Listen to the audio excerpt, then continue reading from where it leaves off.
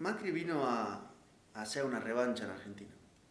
y a conformar un gobierno de las clases dominantes sin mediaciones y a poner en manos de los principales empresarios el destino político de millones de argentinos.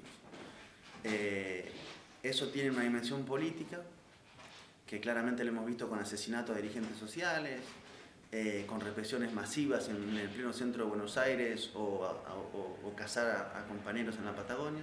y una dimensión económica que es la de una subordinación total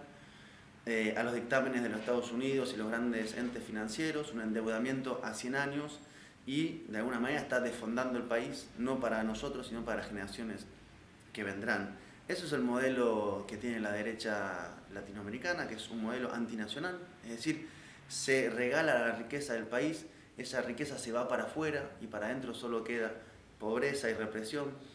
Y está de alguna manera mostrando cuál es el camino que está proponiendo una oposición continental, que nunca lo dice de manera abierta, porque es muy difícil ganar elecciones, convencer a un pueblo de que lo vote si uno anuncia claramente lo que va a hacer. Esto ya se sabe que es así en política, y el gobierno de Macri ha construido una gran capacidad comunicacional de construcción de una mentira para intentar convencer a la población de que lo que está haciendo es lo justo. Lo que vamos a tener dentro de cierto tiempo es una situación cada vez más crítica, porque uno se endeuda y luego hay que pagar esas deudas, y ese pago de las deudas recaerá, como siempre en la historia argentina, en los sectores más vulnerables, los pobres, los trabajadores, los campesinos, y los ricos serán más ricos y dejarán un país destrozado económicamente. Yo confío en la experiencia del pueblo argentino, sus movimientos, su memoria, para revertir esto, no solamente en términos electorales, sino sobre todo en términos de qué país queremos construir nosotros que no sea este que nos propone. México preocupa por varias razones. Preocupa evidentemente por la situación social de pobreza, preocupa por los asesinatos, preocupa por las desapariciones, preocupa con casos emblemáticos como el de Ayotzinapa, pero preocupa sobre todo porque yo creo que lo que sucede en México no es un error, sino que es el proyecto más acabado de neoliberalismo en el continente. Yo creo que nos quieren llevar a todos a ese modelo de sociedad donde la violencia se ha repartido entre narcotraficantes, sectores paramilitares, el gobierno, donde hay asesinatos en permanencia de dirigentes sociales, y creo que se puede hablar de un modelo mexicano que nos quieren imponer en el continente. Ganar elecciones en México en manos de una opción progresista de izquierda sería una victoria gigantesca y sería evidentemente entrar también para México en una situación de conflicto con los Estados Unidos. Yo me pregunto si están dispuestos a dejar perder unas elecciones. Tal vez nosotros tenemos una lectura demasiado democrática de la democracia cuando pensamos en la derecha, y luego lo que hemos visto en Honduras, lo que hemos visto en Brasil, cuando la derecha tiene el poder no lo suelta, y si necesita realizar un fraude lo realiza, cuenta para eso con el apoyo de la diplomacia internacional, de los medios de comunicación, de la policía para reprimir, y me atrevería a decir que en el caso de México no van a soltar ese poder, al menos que haya una fuerza capaz de rebalsar semejante poder acumulado en las clases dominantes. Yo creo que hay dos análisis centrales sobre Brasil.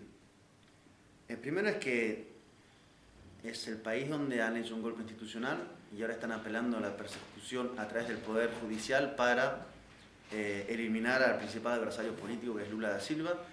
y representa nuevamente esta idea de revancha que se aplica bajo el mecanismo que sea necesario, en este caso el de un golpe parlamentario,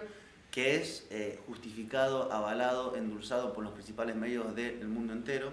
que lo presentan como algo legal, justo y necesario.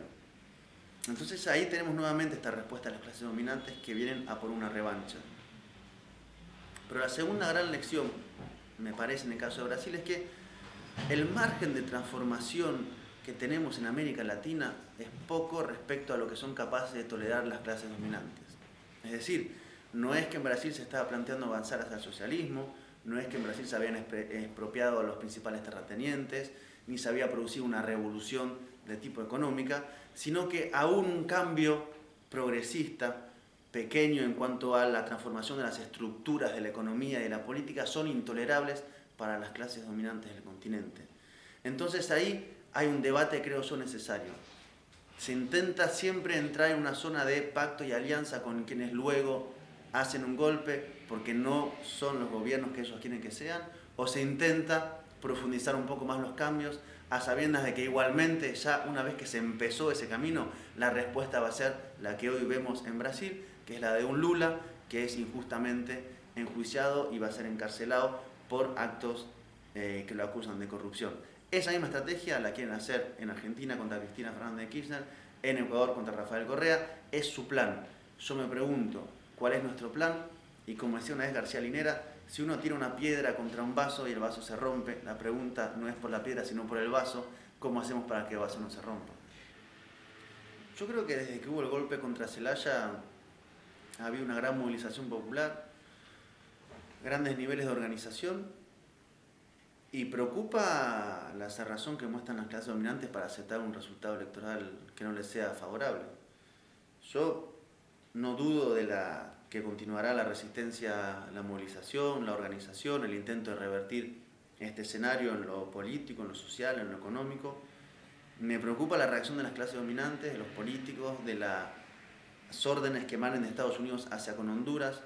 porque también la derecha continental, los Estados Unidos están llevando los conflictos en los países a puntos muy preocupantes. Es decir, ¿qué hace un pueblo cuando se le cierran las posibilidades de ganar elecciones? Si hay una voluntad mayoritaria de ganar y el poder concentrado desconoce esa voluntad, ¿qué debe hacer el pueblo? No tengo la respuesta, pero imagino que en Honduras lo están debatiendo porque, insisto, cerrar los canales de participación democrática, cerrar la posibilidad de que haya una soberanía popular y un voto que exprese la voluntad de la mayoría de la población, es llevar el conflicto a nuevos niveles.